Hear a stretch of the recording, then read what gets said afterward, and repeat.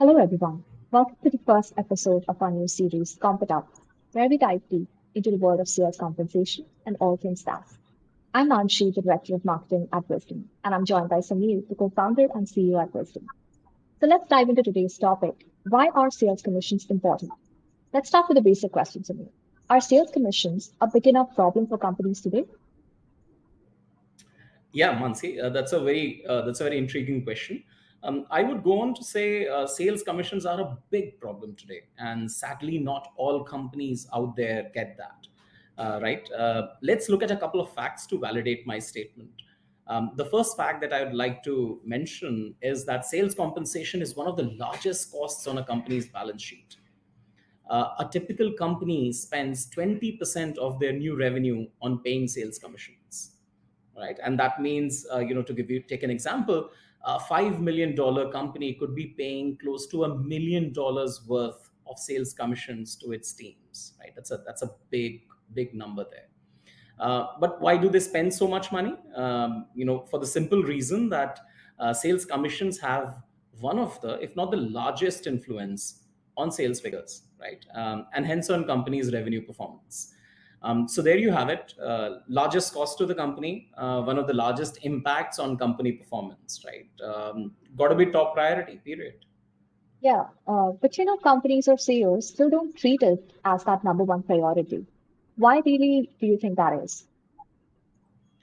I'd say that they don't quite realize the performance of the power of sales commission, and right, and that is primarily out of ignorance. With my Oracle background, for decades, we've used the power of sales commission to drive a better performance, right?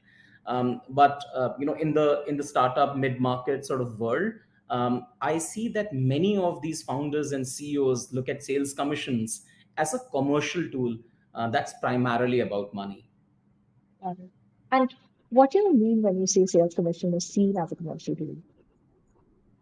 Yeah, so I think a lot of companies, executives, look at sales commissions as a way to pay to hire and retain the best sales talent, right? And they treat it primarily, like I said, as a payroll expense.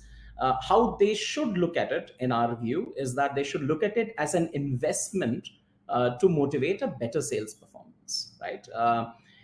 If the way the current situation is that they will look at it as a means of attracting talent and then keeping them content.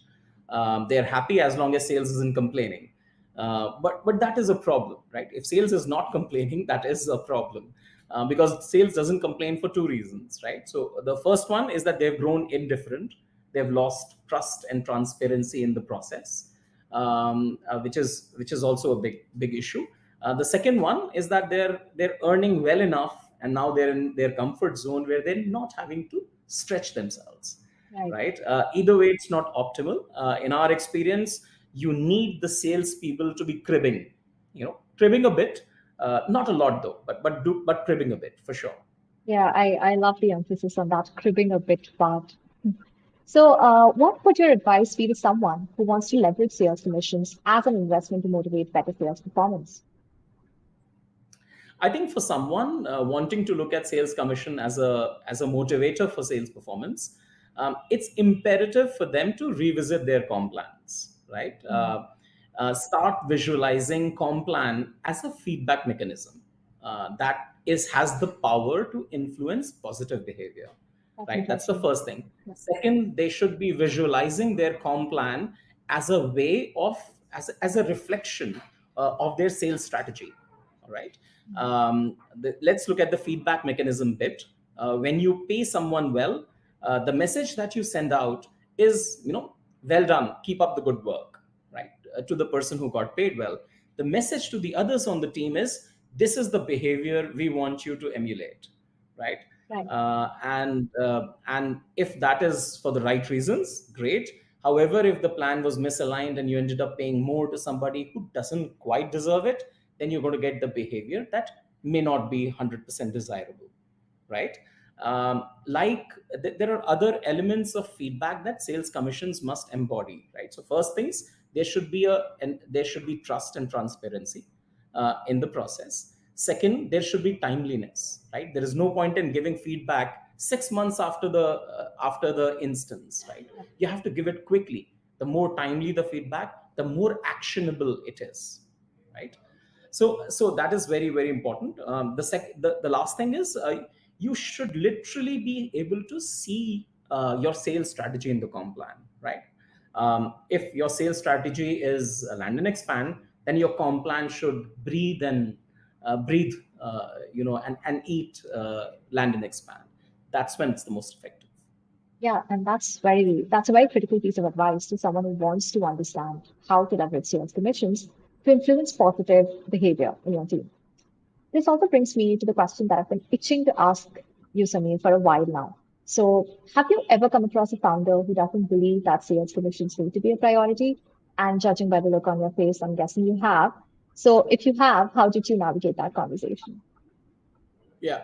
The two instances come to mind. In one case, I met a founder recently who told me, that their comp plans haven't changed in 3 years, and they're very happy because nobody's complaining, right? So according to them, their sales commission process is perfect. And I just asked him one rhetorical question. I said, okay, and has your sales strategy also stayed static for the last 3 years? Right? No way. Their sales strategy has changed. They've introduced new products, they've gone into new geographies, they've introduced new roles, but their comp plans haven't changed. Yes. And the second question that flowed from it was, are you happy with your sales team's performance and behavior? And I did not get the answer, but I guess the answer was quite implied. Yeah, yeah.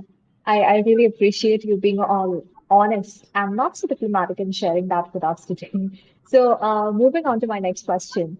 How do sales teams look at their compensation? See, the primary reason why a salesperson, and this one characteristic of salesperson that's that nobody quite challenges, is that they're money motivated, right? Right. Just like companies are profit motivated, salespeople are money motivated, and the primary reason they're doing this job is sales compensation, right? And which is where most salespeople will evaluate their performance in terms of the amount of commission they have earned. All right. Not so much in terms of quota or revenue metrics achieved. All right.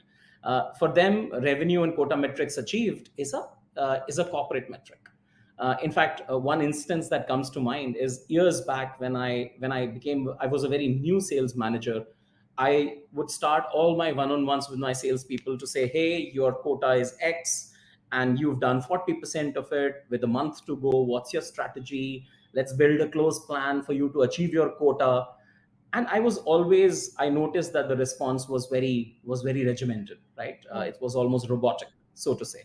But on the advice of my mentor, I changed that. Instead of saying you were done 40% of quota, I would say you've achieved or you've earned 40% of your variable, which means you're leaving money on the table, right? 60% is a fair share that you should get, but you're not getting currently.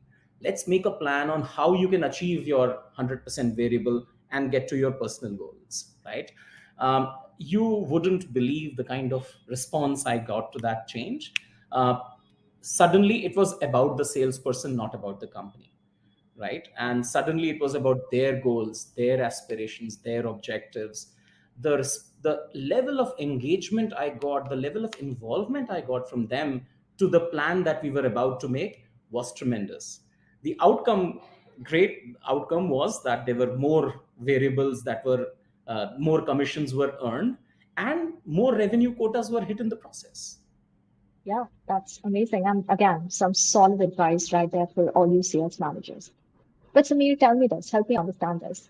Why do companies still use Excel to administer this complex and extremely important process? Yeah. So, for starters, most of the people who are administering this process come from a finance and operations background.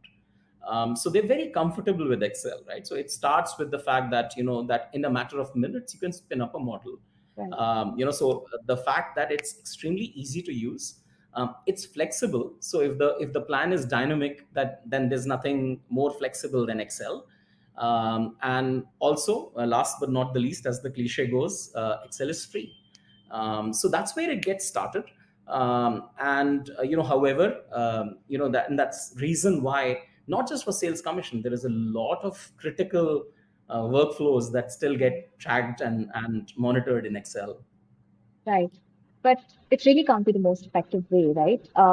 What if you have a team of 100 reps and you got one formula wrong? I can't even imagine the horror. Yeah, yeah. Not just me. Any sales leader would probably respond to it and like to say, "Been here, done that." But I'm going to say it's more like "been here and dodged that." If you Glad to know what know. I mean. Yeah. Yeah, yeah. Coming back to the point, using a free tool to administer a process that dispenses hundreds of thousands of dollars in investments and perhaps millions in return doesn't sound smart, does it? So, for example, would you manage an investment portfolio worth millions over Excel? Right? You would never do that. So the challenge with Excel is that it's very error prone, right? It's very error prone. It's not built for it to be shared across a large team. It's built to be a one-person tool, right? But imagine building hundreds of payouts of hundreds of people, and then trying to make hundreds of versions for each one of them individually, right? Cut paste errors happen all the time, and even when it's distributed properly, you still have the issue of the macros and the formulas being very opaque. Again, going back to the fact that hundreds of thousands of dollars being dispensed, however, there becomes a lack of trust and transparency. The Right. other challenge with Excel is that it's typically after the period, right? There is no point in telling the timing of a runner after the race has been run.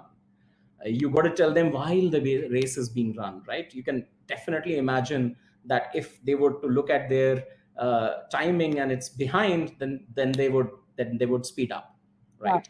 uh, Accordingly, imagine the kick that a salesperson would get, that if I closed a deal today, I come back tomorrow in the morning and I'm able to see my earnings right away, right? Wouldn't that really spur me to close many more deals faster? I could go over many such scenarios, but the reality is, given the criticality of this workflow, given the impact it has on company performance, Excel is not the answer at all. Excel is 1980s technology. That's where Right. it belongs.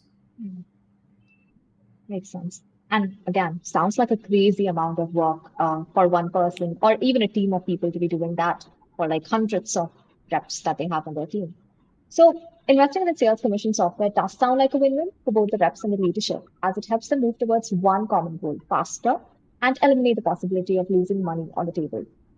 So that's it for today's episode. We hope you've gained valuable insights into the world of sales compensation and how it can impact your business. Thank you for tuning in, and we'll see you next time. Thank you.